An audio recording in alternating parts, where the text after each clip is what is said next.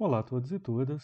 Hoje nós estamos dando sequência às nossas últimas aulas em que trabalhamos as ideias de narrativas em Minas Gerais, que possuem uma relação com a nossa região. Naquele primeiro momento nós estávamos discutindo sobre a Folia de Reis e como que essa tradição possui uma relação narrativa com o texto que está dentro da Bíblia, mas também com uma série de outras formulações da cultura popular que vão entrando fora da tradição bíblica, como é o caso dos apócrifos.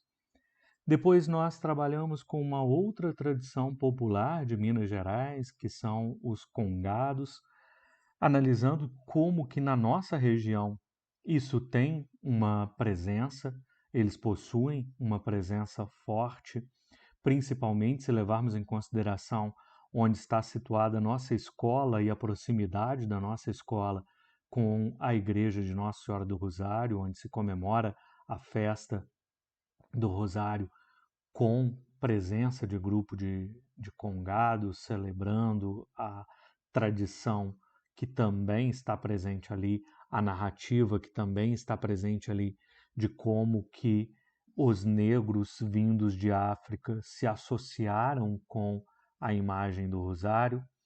E agora nós vamos trabalhar um terceiro grupo desses que formam a nossa origem de brasileiros, de mineiros, de barbacenenses, de uma forma geral. Primeiro, a presença negra, muito importante, a presença europeia, muito importante, e agora a presença daqueles que estavam aqui antes destes povos chegarem, os indígenas, aqueles que eram os primeiros habitantes das nossas regiões. Especificamente aqui em Barbacena, uma presença que são os puris. Os índios puris fazem parte da nossa origem enquanto cidade. Por mais que muitas vezes essa tradição seja relegada, seja pouco trabalhada por nós, como também pertencente à nossa formação, à nossa origem.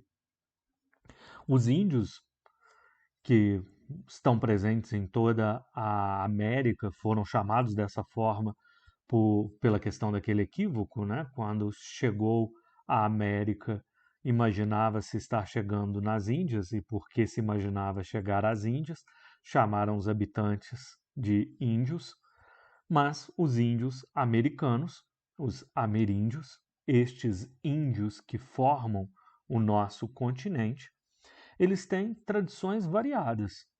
Não dá para a gente dizer que o mesmo tipo de índio do Apache norte-americano seja os nossos índios tupis e guaranis brasileiros, e menos ainda que sejam os nossos índios puris da nossa região. Cada grupo indígena tinha suas próprias tradições, tinha seus próprios costumes e sua própria religiosidade, inclusive.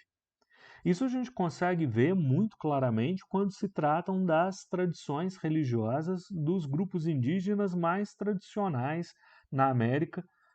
E quando eu digo tradicionais, aqueles que são mais estudados pelo continente europeu, principalmente, né? Os astecas, os maias, os incas, que tiveram grandes civilizações fixadas, deixaram de ser nômades para se tornar sedentários e construir grandes cidades.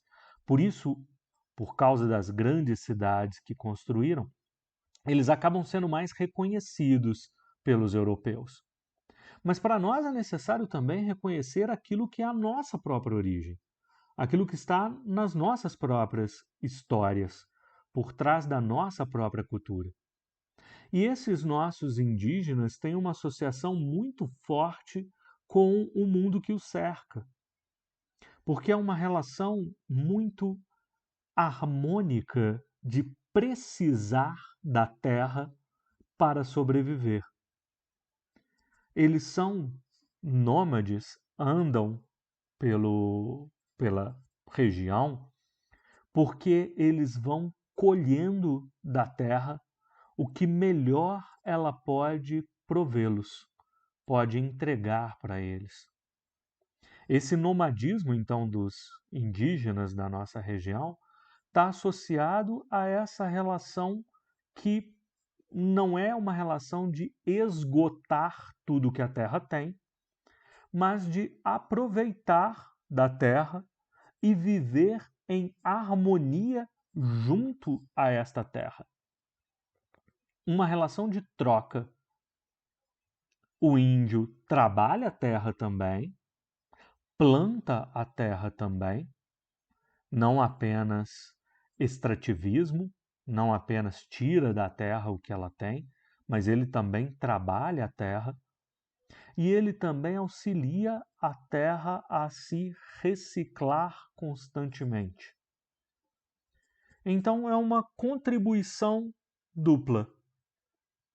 Algumas dessas tribos indígenas acabam buscando fixar-se mais em algum lugar e, ao fixar-se em algum lugar, criam estruturas semelhantes a algumas estruturas de outras tradições religiosas, como, por exemplo, imaginar, chegar à compreensão de que existe um elemento que representa o centro do mundo. É a coisa mais forte que existe no mundo. Para um desses grupos indígenas puris, que vai até o Vale do Jequitinhonha, esse centro do mundo é a acaiaca, essa árvore que o europeu chama de cedro, mas existia uma árvore específica para eles que era a grande árvore, o grande centro de todas as coisas, o grande centro do mundo, aquilo que mantinha todos eles unidos.